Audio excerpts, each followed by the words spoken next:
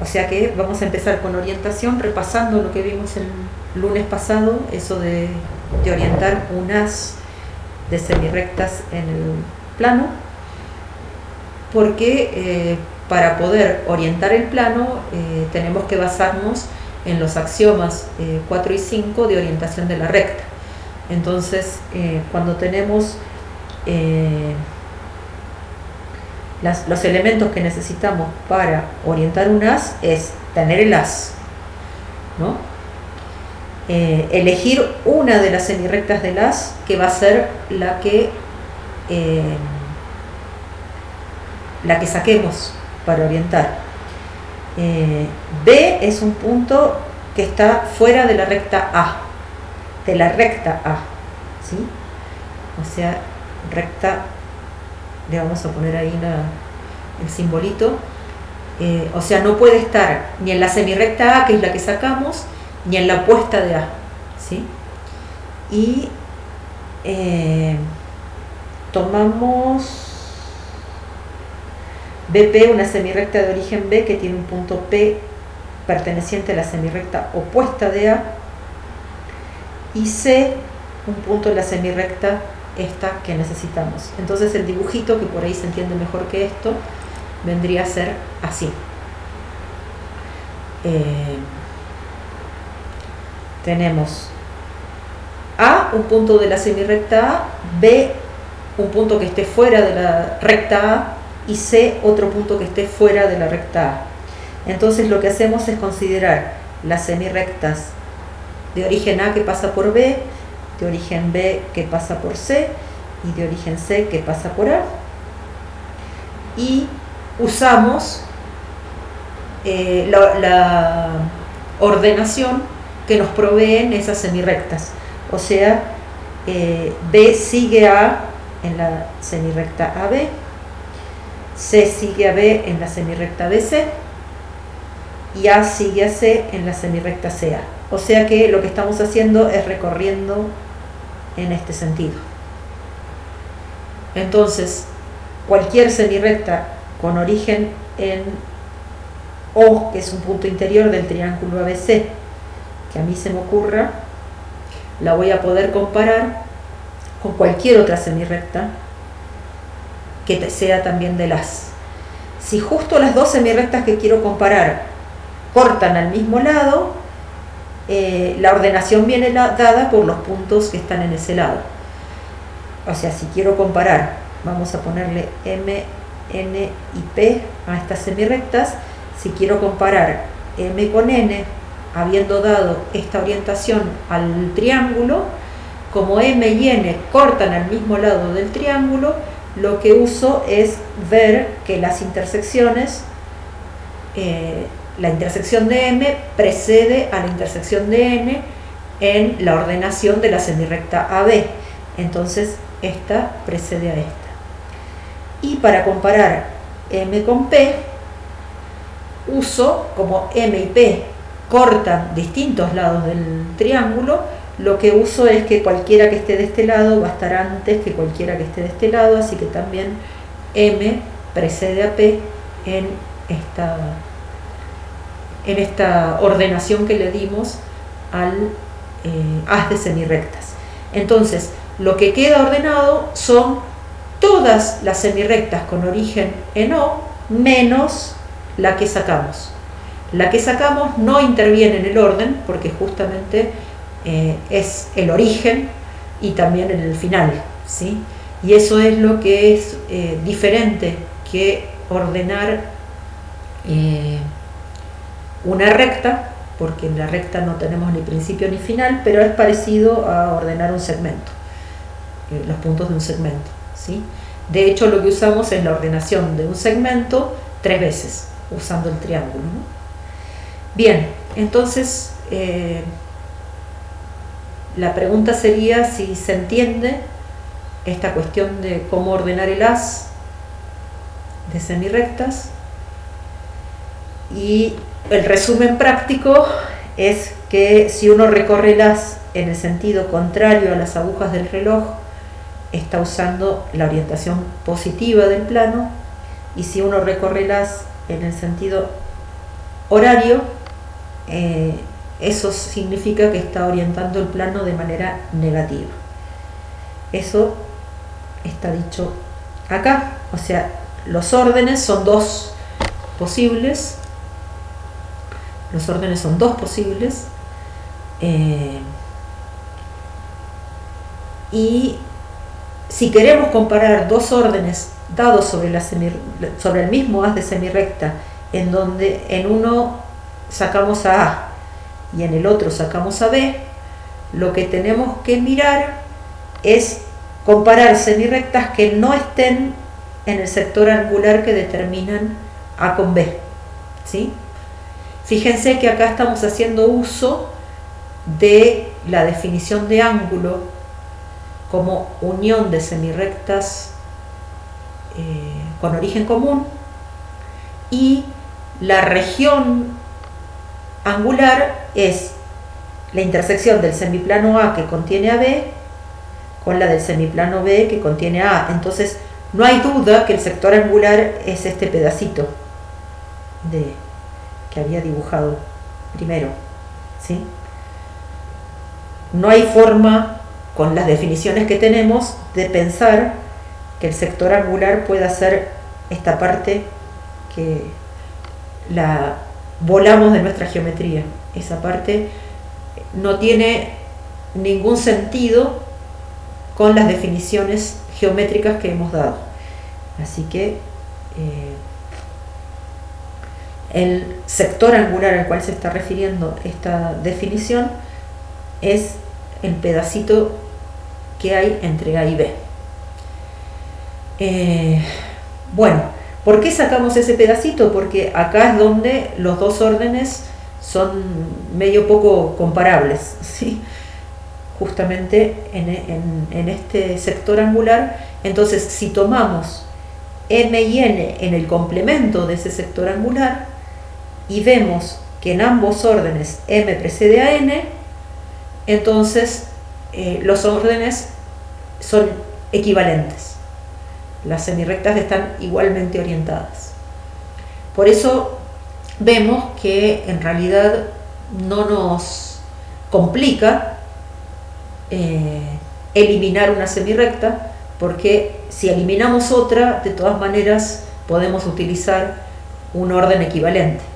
Entonces esta definición es buena en ese sentido. La leo completa para que se pueda entender bien.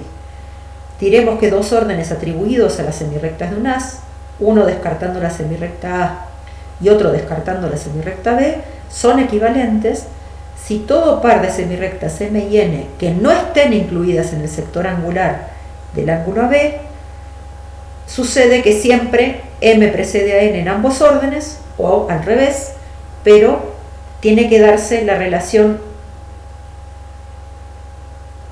de precedencia en ambos órdenes o la relación de seguir en ambos órdenes, ¿sí? O sea, acá le podríamos poner un sub A y acá un sub B.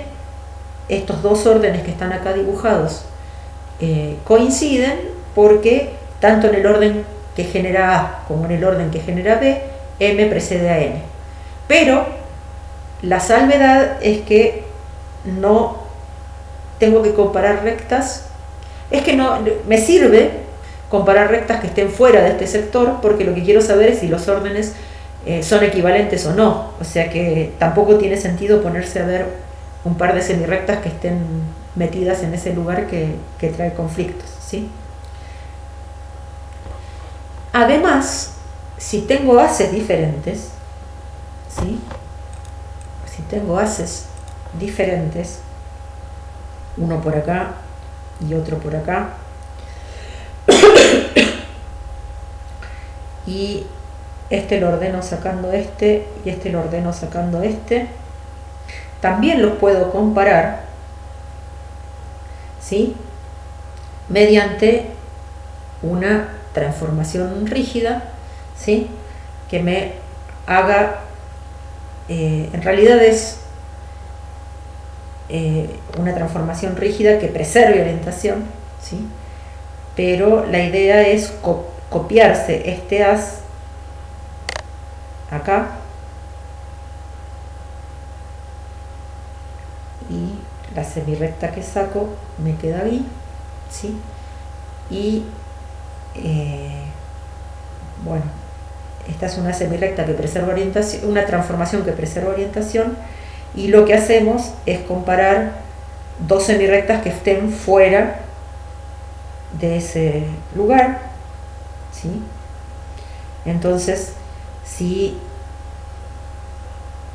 este orden iba para allá y este orden iba para allá, M precede a N en ambos órdenes. Entonces siempre, aunque estén los haces de semirrecta que estemos ordenando, estén en el mismo o en distinto lugar, tenemos forma de compararlos, ¿sí? Y en realidad lo que podemos resumir es que el plano se puede orientar de dos maneras y nada más. O el haz lo orientamos en el sentido contrario a las agujas del reloj, que es la que consideramos orientación positiva, o lo consideramos en el sentido de las agujas del reloj, que es orientación negativa. Y eso es bastante fácil de mirar comparando justamente con el reloj. Pero la regla que más vamos a usar cuando miremos si las transformaciones rígidas preservan o no preservan orientación es asignarle un signo al par semirrecta semiplano, ¿sí? Y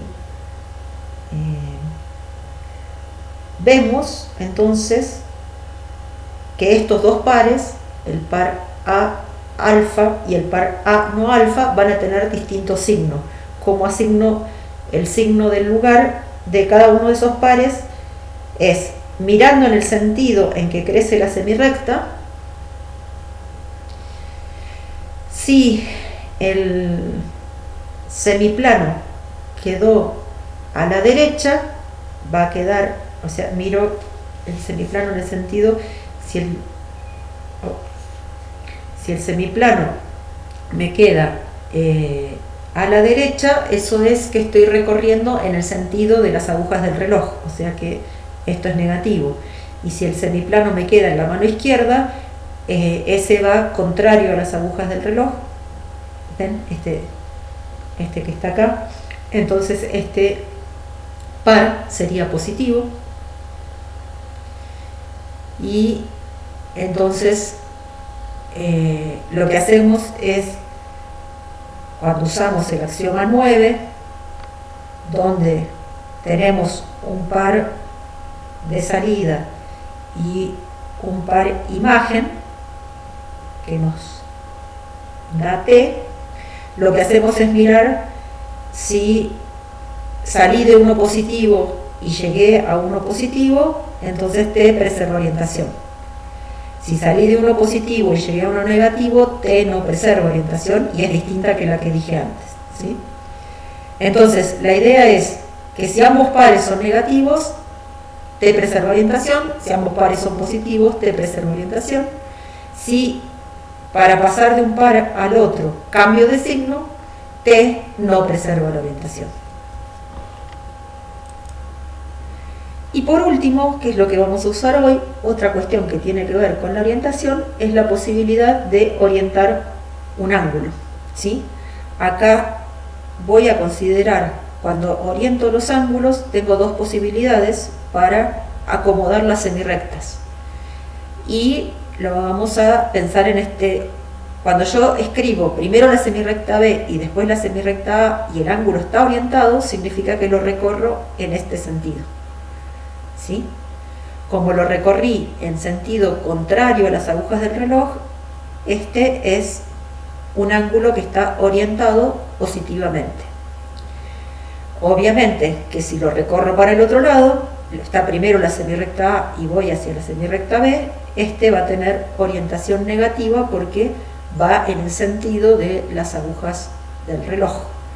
Fijémonos que el ángulo orientado AB, voy a borrar estos que dibujé acá, estamos tomando entonces el ángulo orientado AB y el par A alfa, que donde alfa es el semiplano que contiene la semirrecta B, esos dos me proveen de la misma orientación. O sea, el ángulo orientado a B tiene signo negativo y el par A alfa tiene signo negativo. ¿Sí? Entonces, bueno, acá explica lo que ya les dije, que nos paramos en el origen de la semirrecta, mirando hacia donde ella crece, y el semiplano asociado a la semirrecta queda a la derecha, da orientación negativa, a la izquierda da orientación positiva. Bien, entonces con eso cerramos el repaso de orientación y pasamos a trabajar. Como ya tenemos armadas las dadas todos los 3 axiomas de transformaciones rígidas, que son todos los que necesitamos, y ya hemos hablado también de orientación, entonces lo que podemos hacer ahora es comparar las figuras que estamos trabajando. Entonces, para determinar el orden de segmentos, la idea es justamente que nos traemos el segmento más chico al más grande, digamos, y los comparamos. Si lo hacemos al revés, también se puede, pero la definición está dada así. Dados 2 segmentos AB y CD, ¿sí? Este es AB, este es CD, diremos que AB es mayor que CD, y lo vamos a anotar con el simbolito de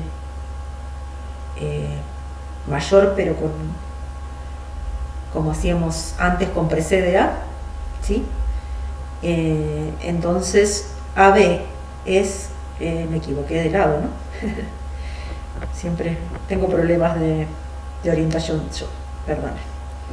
Diremos que AB es mayor que CD si encontramos dentro de AB un punto E que hace que este segmento y este sean congruentes. Entonces, fíjense que lo que estamos diciendo es que podemos traer con T y encontrar este punto E, ¿sí?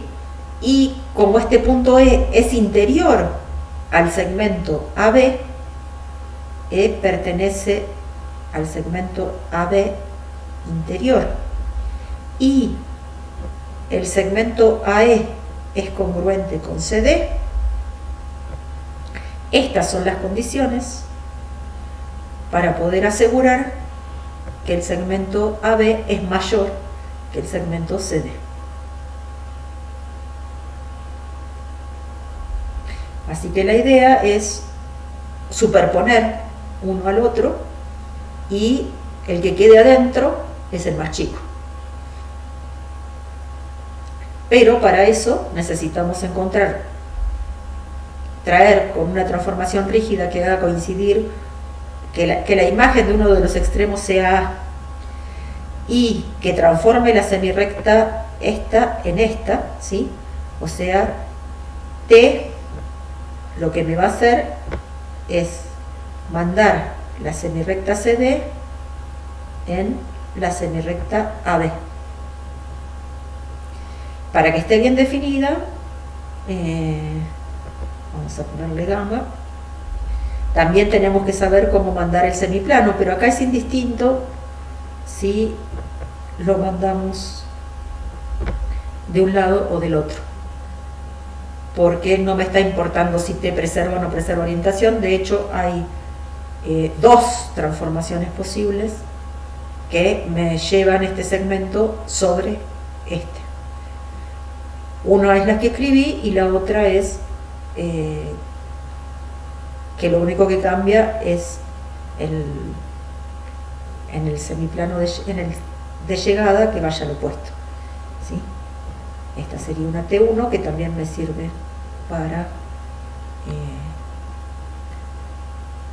para certificar que el segmento CD es más chico que el segmento AD. No sé por qué no se termina de actualizar lo que escribí.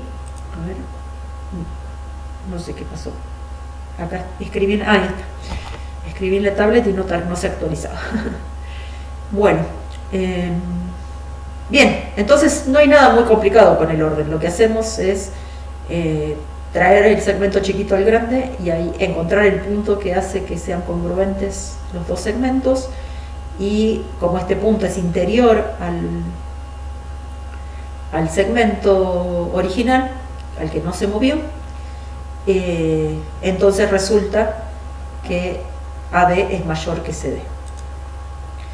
Vamos a ordenar ahora a los ángulos, ¿sí? Para ver el orden en los ángulos, el orden es independiente de la orientación que le demos a los ángulos, ¿sí? Estamos comparando figuras geométricas que son la unión de dos semirrectas. Entonces, dados dos ángulos, AOB y MNP, diremos que uno es mayor que otro mediante la comparación de, en realidad lo que uno hace es traerse con una T esta semirrecta como imagen esta, pero ahora sí, no es cualquier transformación la que me lleva este semiplano que contiene a M en este semiplano que contiene a T, o sea que ya no tengo dos transformaciones posibles, tengo una sola. Lo que necesito es mostrar que tiene que haber una semirrecta interior al ángulo AOB, tal que el ángulo TOB sea congruente con el MNP, y entonces puedo decir que el ángulo AOB es mayor que el MNP.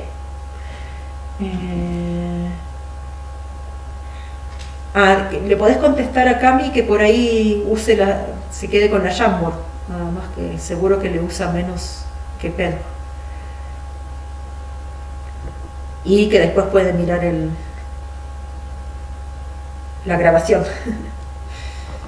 Bueno, entonces de vuelta acá, el orden tiene que ver con intuitivamente traerse este ángulo adentro del otro, ¿sí?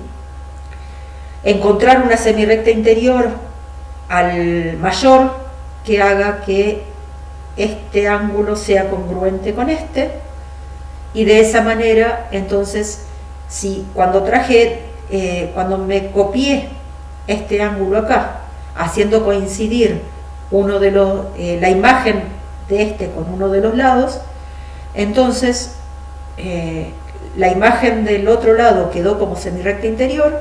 Eso hace que el ángulo AOB sea mayor que el MNP, ¿sí? Y de esta manera estamos comparando ángulos. Vamos ahora a sumar de nuevo segmentos. La suma de segmentos corresponde a tomar sobre una nueva semirrecta, poner primero con una T1, traerme a B a la semirrecta EF, y con otra transformación poner a continuación una del otro, ¿sí? Entonces fíjense que acá ponemos uno a continuación del otro porque lo que nos interesa es cuánto suman de manera lineal. No estamos sumando vectores, donde la suma de vectores, si se acuerdan, es usando la regla del paralelogramo, ¿sí?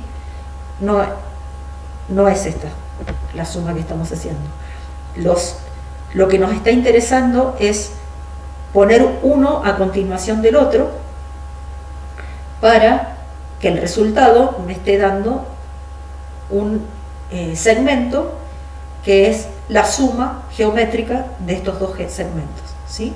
Entonces, fíjense que acá estamos usando el simbolito de más un poquito distinto, porque es una suma distinta, pero esta suma va a coincidir con sumar las longitudes, o sea, la longitud de la suma de los dos va a ser la suma de las longitudes de cada uno de ellos. Entonces es una suma geométrica y lo que hacemos es acomodar. El segmento suma, eso me olvidé de decirlo antes, pero acá tiene más sentido, no es único, porque yo podría haber elegido otra semirrecta para transportar a cada uno de estos dos segmentos, ¿sí? Entonces, en realidad, el resultado de sumar dos segmentos es una clase de equivalencia de segmentos del cual este es representante, ¿sí? O sea, no hay lo que hay es unicidad de la suma de segmento, salvo congruencias. O sea, cualquier otro segmento congruente a este que es la suma, aunque ande por otro lado o lo ubique de otra manera, mientras sea congruente es también resultado de sumar estos dos. ¿Qué pasa? Que esta igualdad, al símbolo de igualdad también habría que ponerle algún chirimbolito diciendo algo, porque en realidad es congruencia, ¿sí? O sea, cuando sumo estos dos, me da por resultado un segmento que es congruente a poner uno a continuación del otro, ¿sí? Pero para sumar y acomodarlos a los dos sobre la misma semirrecta, tengo que usar dos transformaciones diferentes, porque si uso la misma para poner el otro me queda por acá, la imagen de este me quedaría por acá y no me queda en una continuación del otro. Así que necesito traer el primer segmento con una T1 y el segundo segmento con otra transformación. Bueno, quedó muy llena de indicaciones. Lo que pasa que tenemos estas cuestiones teóricas que realmente hacen un poquito de complicación, porque no es trivial lo que estamos haciendo. Sumar dos segmentos me da otro segmento, pero me puede dar cualquier otro segmento también congruente con el que hice. Y eso, en general, no hay mucha confusión porque uno sabe lo que quiere sumar, qué cosas queremos sumar. Por ejemplo, cuando nos dan un triángulo, queremos averiguar el perímetro, entonces lo que hacemos es como desenredar el triángulo para poder rectificarlo y ponerlo y encontrar un solo segmento que sea la suma de los tres segmentos que son lados del triángulo, por ejemplo, ¿sí? Voy a hacer el ejemplito. O sea, si uno tiene el triángulo, por ahí nos interesa encontrar el perímetro de este triángulo, y entonces muchas veces lo que uno hace es usar esta tenía el triángulo, ¿sí? Y muchas veces lo que uno hace es desenrollar el triángulo sobre el lado este, ¿no? Entonces acá me lo traigo con una circunferencia, bueno, no me salió muy circunferencia, me lo traigo con una circunferencia para acá, tampoco me salió circunferencia. O sea, si pincho con el compás ahí y tomo esto como radio, me lo puedo traer congruente a la recta que está acá, ¿sí? Y me lo tengo que traer con otra transformación para poner acá. El segmento que empieza desde acá el origen hasta C' es lo que voy a conocer como perímetro del triángulo ABC. Entonces, el perímetro lo tienen como definición en las actividades, pero es interesante ver que estamos pensando en el perímetro como el segmento suma de los tres lados del triángulo, y no como un número.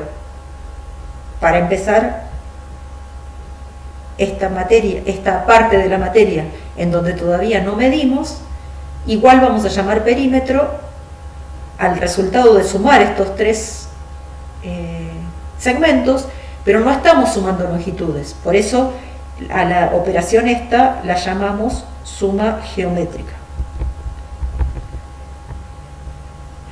para distinguirla de la suma de números, ¿sí? Es una suma geométrica de segmentos. ¿Qué propiedades tiene la suma geométrica de segmentos? Es asociativa, es conmutativa, ¿sí? O sea, acá si por ejemplo se me hubiera ocurrido sumar primero el segmento este y después el otro, me tiene que dar lo mismo, ¿sí? ¿Tiene elemento neutro? ¿Cuál sería el elemento neutro de la suma?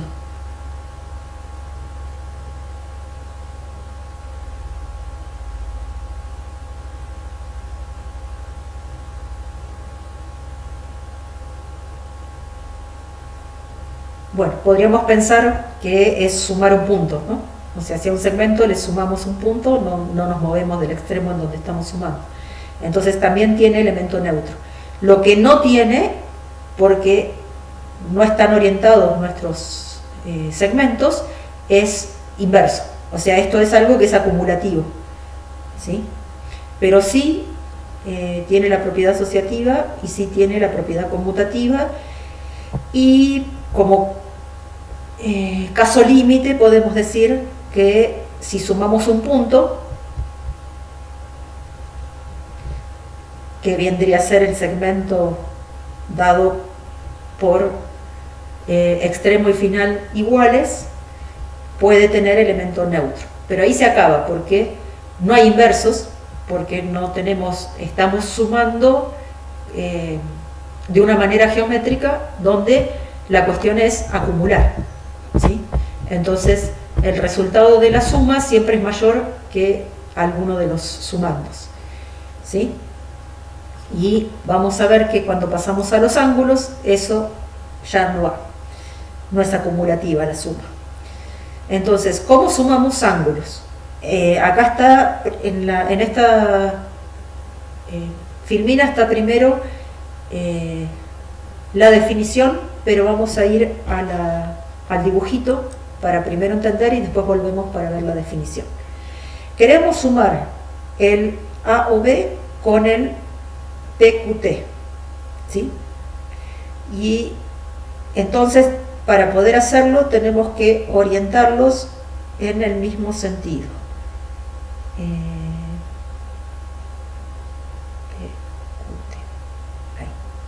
Entonces, copiamos con una transformación 1 este ángulo acá, y copiamos con una transformación 2 este ángulo acá, y lo importante es que T1 preserva orientación y T2 preserva orientación, de manera que la suma me dé con la misma orientación que lo que venía trabajando. Fíjense que este tiene orientación positiva, este tiene orientación positiva, el resultado tiene orientación positiva, ¿sí?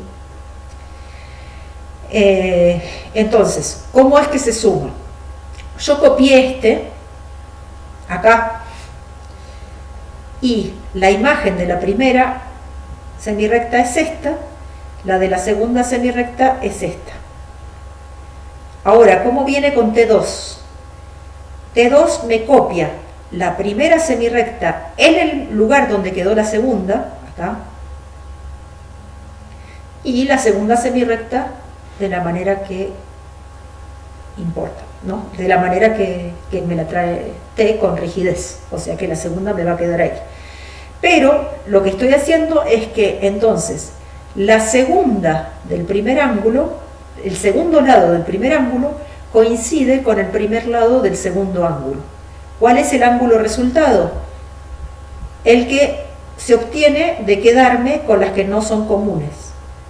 La primera del primero y la segunda del segundo. Vamos a lo que decía en el marco anterior la definición. Tenemos dos ángulos orientados a OB y PQT. Consideramos dos ángulos MSR y RSM, N, fíjense que acá coincide SR, ¿sí? Este es el lado común, de modo que MSR es congruente con el AOB y RSN es congruente con el PQT del mismo sentido, y MSR y del mismo sentido este con este y este con este, ¿sí?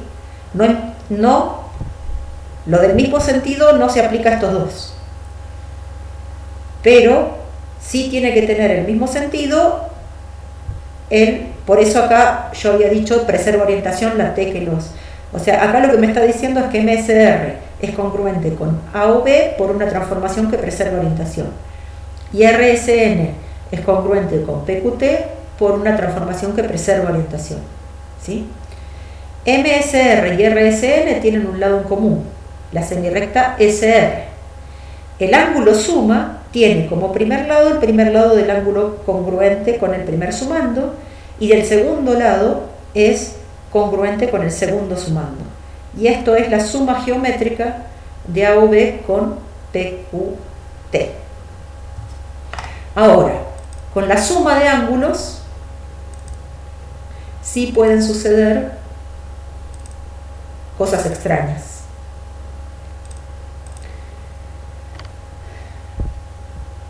Entonces, por ejemplo, si estoy sumando,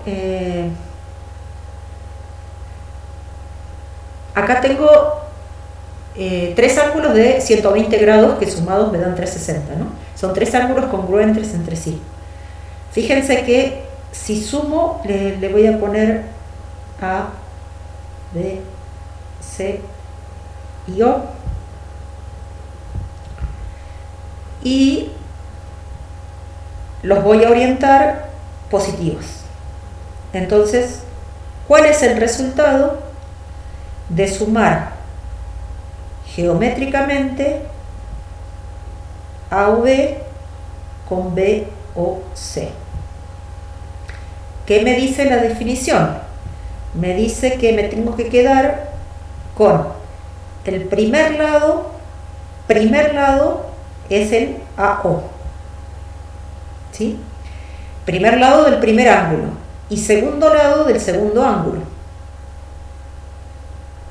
¿sí? Entonces el segundo lado va a ser el AOC, así que el resultado es este ángulo orientado hacia el otro lado, porque el primer ángulo de este lado es este y el segundo ángulo de este lado es este. Entonces, fíjense que pueden pasar cosas raras. Acá elegí justo que los tres ángulos fueran de 120 grados, o sea que como figuras geométricas los tres ángulos son congruentes, pero sumando dos orientados para el mismo lado obtengo un tercero que es congruente, sí, porque ya lo eran de antes como figuras geométricas, pero la suma de estos dos está orientado de forma contraria a los sumandos, y obtuve como resultado un ángulo congruente con cada uno de los sumandos. O sea que sí que pasan cosas raras cuando sumamos ángulos orientados. ¿Se entiende? También puede pasar que sumando ángulos obtengamos un ángulo menor que los sumandos, y eso no pasaba con los segmentos, o sea que hay que tener un poquito de cuidado con la suma de ángulos orientados porque desorienta un poco, ¿sí? Pero fíjense que definida de esta manera la suma de ángulos orientados, tenemos que es una operación, o sea, el resultado de sumar dos ángulos no es esta cosa rara que podría ser si hubiéramos definido los ángulos como sectores, como rellenos, ¿sí? Sino que estamos obteniendo como resultado algo de la misma naturaleza que lo que salimos. Nosotros sumamos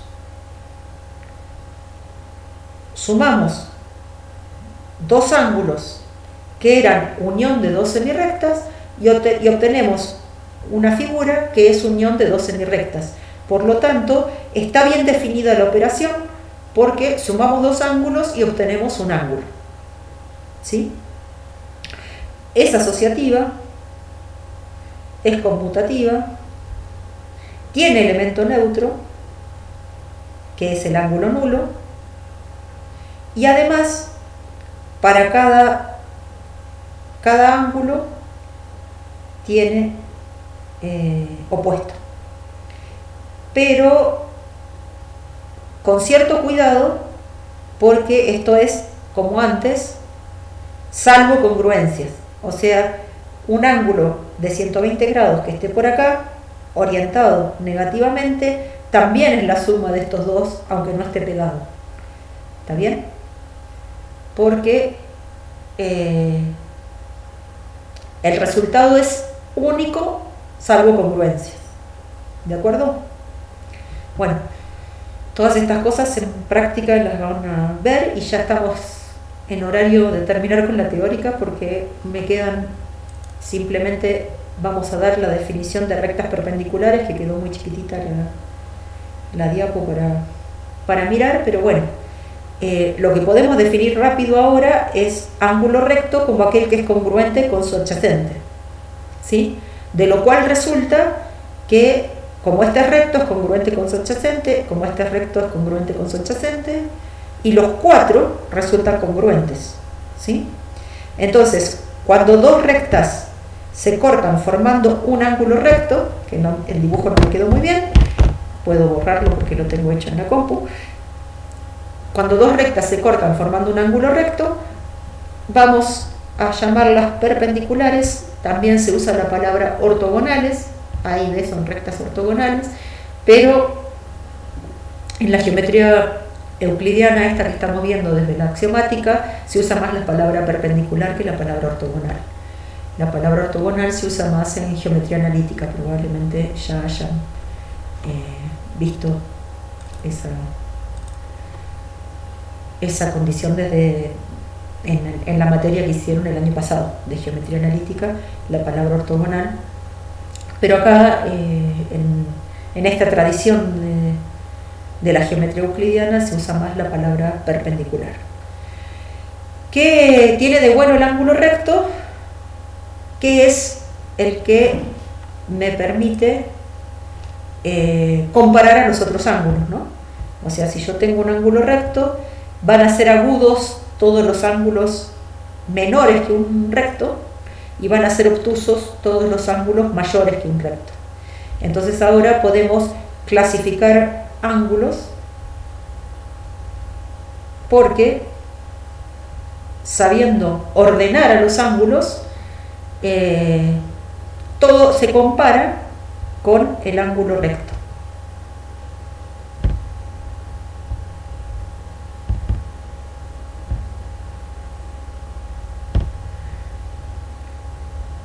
Entonces tenemos ángulos agudos, ángulos rectos, ángulos obtusos, y por supuesto podemos agregar los dos casos particulares que habíamos dicho que no lo íbamos a incluir cuando habláramos de ángulos en general, no los íbamos a incluir, que son el ángulo llano y el ángulo nulo, ¿no? Fíjense que igual así y todo, el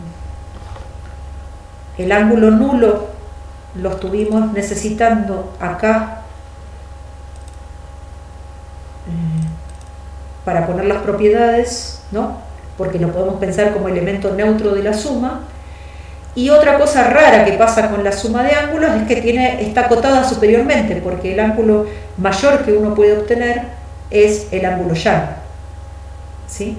Entonces los ángulos están los ángulos tienen la particularidad de que si lo traducimos a medidas, los ángulos están entre 0 y 180 grados, pero mejor que medidas podríamos decir que un ángulo siempre es mayor que el nulo y menor que el llano, ¿sí?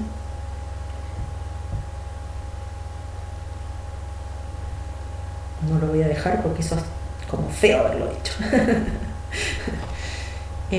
Bueno, listo, con esto cerramos la clase de hoy, que ya estamos en la horita en la clase teórica de hoy, y el jueves vamos a trabajar ya con las transformaciones rígidas de manera más... Fíjense que tanto cuando definimos suma como orden, hablamos de congruencia, mucho más que especificar una transformación rígida, ¿sí?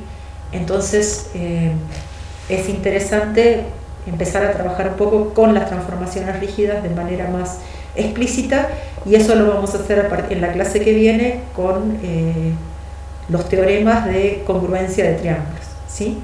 Pero antes podemos hablar de la clasificación de los triángulos en acutángulos, rectángulos, obtusángulos, y